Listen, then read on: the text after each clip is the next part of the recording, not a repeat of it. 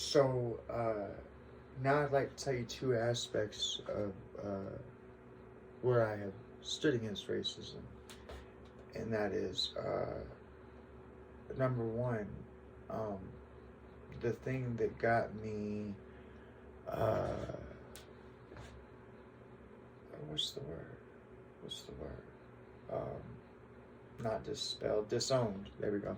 It got me more or less disowned by my father's side of the family. So my little cousin Aaron, my little cousin, I gave the property to down there because this is the other thing.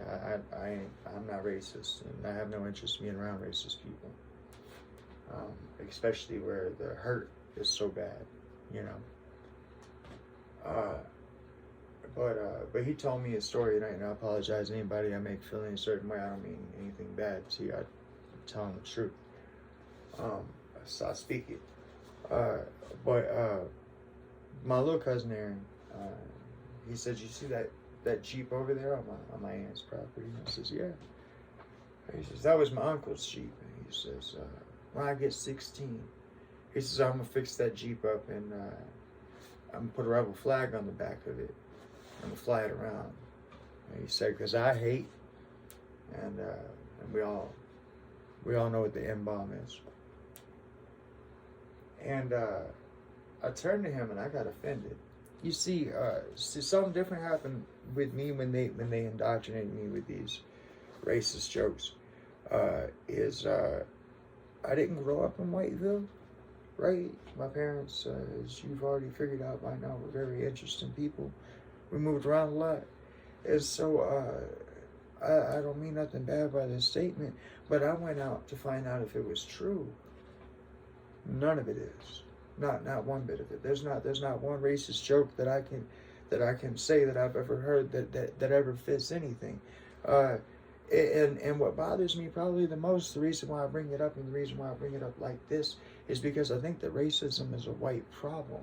Okay, and the reason I say that is because when I've encountered black people that were racist against Hispanic people or the Latino community.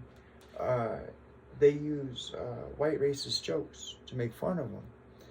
And whenever I encounter a member of the Hispanic or Latino community that's racist against black people, I find that they use white racist jokes to talk crap about black people. Right? So the only, and I prove that because to say, tell me a white racist joke. Tell me an anti-white racist joke. And I mean, I'm sorry, and I'm not trying to be rude with you either, but like the idea that the white man has a small package. I mean, you know, all I can say about that is I'm happy with mine, and so is my wife.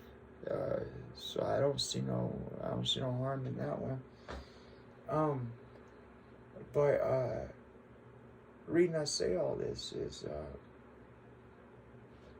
so I said to my cousin Aaron, I got mad because, like I said, I had already proven to myself these things ain't real. And I said, now you say you hate, you know, the M-bomb, and I say, have you ever met one, right? Have you ever had a conversation with a person of color or a person of any other color but your own, right? And my cousin grew up in Whiteville, right? Mayonnaise capital of the world. Right? Now, really, you get me. And so I says, have you ever walked into a culture that the dominant skin color is not your own and tried to be respectful at all? So much as one iota? Like, at all. Right? And he went and told his daddy. After that, I was disowned. And that's fine with me, baby. I know who my family is. My family is mankind, and they come in all shapes, forms, and beautiful colors. But my second one, where I stood up to racism, would be, I was telling my buddy John about prison, and I says, I says, do you know what prison is dominantly full of? And he cut right in. He says, black people. Like, I wanted to hang up, right? And I was disgusted. So it took me a second to respond. And I said no. I says, and you should be ashamed for thinking like that, John.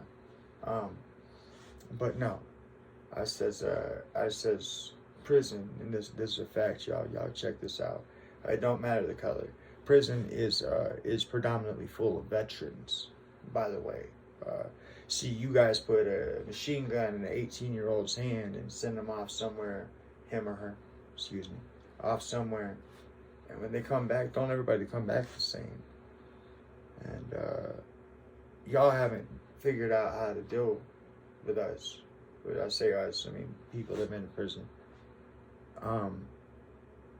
And so what y'all do is when y'all send a person to prison, what you do is you symbolically kill them for a period of time. They're no longer your problem, or you stacking them all on top of each other. In prison's full of veterans, people who fought for your freedom, by the way. But I had to stop myself, and I told John, and I tell you, I'm not the proper person to ask that question to. See, like I told him, I tell you, I could be the only snowflake on the yard. Okay, the whole thing could look like a pot of coffee. All right, you with me? Okay, and me be the only snowflake on the yard. Okay, and unless you point it out to me, it never dawned on me. If I happen to notice anything, I might look up and say, not a lot of white people on the yard. And quite honestly, that makes me feel better, but that's not make me feel better to be telling you, but makes me feel better to be knowing that there ain't that many white people on the yard. It's, anyways, we ain't gonna go down that path. I'm interested in real people, and real truthful people who come at you with their heart. And